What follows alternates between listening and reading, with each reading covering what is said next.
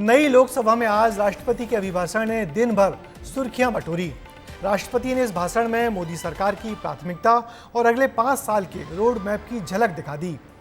राष्ट्रपति ने NEET paper leak पर चिंता जताई तो जम्मू कश्मीर सहित देश में चुनाव करवाने पर चुनाव आयोग को खूब बधाई दी।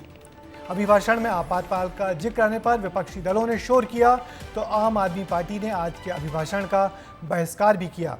और देखिए क्या क्या हुआ राष्ट्रपति के इस भाषण के दौरान।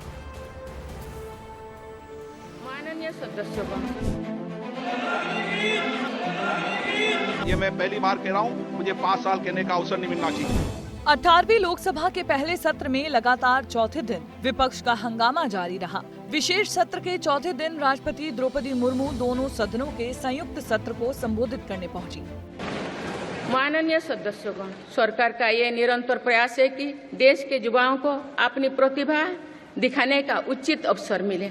इस दौरान आम आदमी पार्टी के सांसदों ने राष्ट्रपति के अभिभाषण का बहिष्कार किया और अपने नेता यानी केजरीवाल की रिहाई को लेकर हाथों में तख्तियां लेकर प्रदर्शन किया।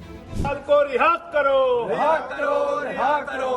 केजरीवाल को रिहा करो, रिहा करो, रिहा करो। सीबीआई का दुरुपयोग बंद करो, बंद करो, बंद। इसके बाद सदन के अंदर राष्ट्रपति द्रौपदी मुर्मू के अभिभाषण के दौरान जब नई शिक्षा नीति एवं पेपर लीक, संविधान, इमरजेंसी और नॉर्थ ईस्ट का जिक्र आया तो विपक्ष ने जमकर हंगामा किया।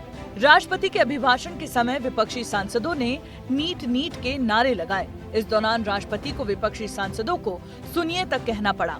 सुनिए सुनिए, परीक्षाएं किसी भी कारण से इनमें रुकावट आए, ये उचित नहीं है। इनमें शुचिता और पारदर्शिता बहुत जरूरी है। हाल ही में कुछ परीक्षाओं में हुई पेपर लीक की घटनाओं की निष्पक्ष जांच और दोषियों को कड़ी से कड़ी सजा दिलवाने के लिए मेरी सरकार प्रतिबद्ध है। संयुक्त बैठक को संबोधित करते हुए राष्ट्रपति ने इमरजेंसी काल का भी जिक्र किया, जिससे कांग्रेस पार्टी के नेता नाराज हो उठे। मैं यही कह रहा था कि राष्ट्रपति जी सरकारी भाषण दे दिए तो नॉर्मल है, सरकार के ही सारे मुद्दे वो लोग आगे बढ़ाने का कोशिश में होंगे, लेकिन इस समय 49 साल के बाद ये जो इमरजेंसी के बाद जिक्र किया, मेरे ख्याल में कोई लॉजिक नहीं था उस विषय पे। आज के मुद्दे के बारे में बोलना चाहिए था। हम नीट परीक्षा के बारे में कुछ नहीं सुना, हमारे युवाओं की बेरोजगारी के बारे में कुछ नहीं सुन पाए, तो बड़ी जरूरी विषय है। अब आपको एक और नया मुद्दा बताते हैं। आज राष्ट्रपति के स्वागत के दौरान सेवादार जिस छड़ी को हाथों में लिए आगे चल रहे थे, अब उसी छड़ी पर विवाद हो रहा है, यानी सेंगोल। सपा सांसद ने एक नई बहस छेड़ दी है। समाजवादी पार्टी के सांसद आर.के. चौधरी ने संसद से इसी सेंगोल को हटाने की मांग की है। सेंगोल तमिल भाषा का शब्द है, उसका हिंदी माने है राजदंड। राजदंड का और हिंदी माने है राजा की छड़ी। राजा की छड़ी और माने है राजा डंडा। कभी राजा जब अपने दरबार बैठता था तो फैसला करता था, एक डंडा पीटता था। तो अब देश संविधान से चलेगा, न कि राजा का डंडा चलेगा।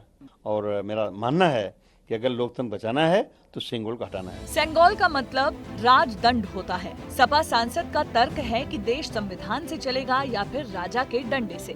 ऐसे में लोकतंत्र की रक्षा के नाम पर सांसद इसे हटाने की मांग कर रहे हैं।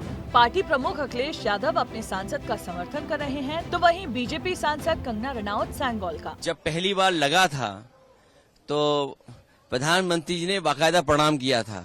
इस बार शपथ लेते समय शायद वो भूल गए, उसी को याद दिलाने के लिए लगता है मेरे पार्टी के सांसद ने कुछ इस तरह का पत्र लिखा है। सेंगोल जो है वो बड़ी ही भव्यता से जो है उस राष्ट्रपति जी के आगमन पे उसका जो है वो परचम लहराया। हमारी सनातनी, हमारी भारतीय संस्कृति का एक जो धरोहर है उसका सबने जो है वो सम्मान किया। इधर लोकसभा स्पीकर का पद संभालते ही ओम बिरला अपने फॉर्म में नजर आए और विपक्ष को तंज कसने में कोई कसर नहीं छोड़ी। उनके बदले तेवरों की चर्चा हो रही है। जब स्पीकर सीट से खड़ा हो जाता है तो मैं माननीय सदस्यों को अवगत कराना चाहता हूं, वो बैठ जाया करें। ये मैं पहली बार कह रहा हूं, मुझे 5 साल कहने का अवसर नहीं मिलना चाहिए।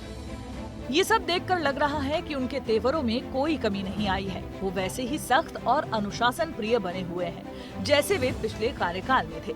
मगर उम्मीद की जा रही है कि वो इस बार भी सदन में ज्यादा से ज्यादा कामकाज का रिकॉर्ड बनाएंगे और विपक्षी दलों की आवाज को भी तवज्जो देंगे। ब्यूरो रिपोर्ट, विस्तार न्यूज। तो लोकसभा अध्यक्ष और राष्ट्रपति के अभिभाषण के बाद अब एक बार फिर लोकसभा उपाध्यक्ष कौन होगा, इसकी चर्चा होने लगी है।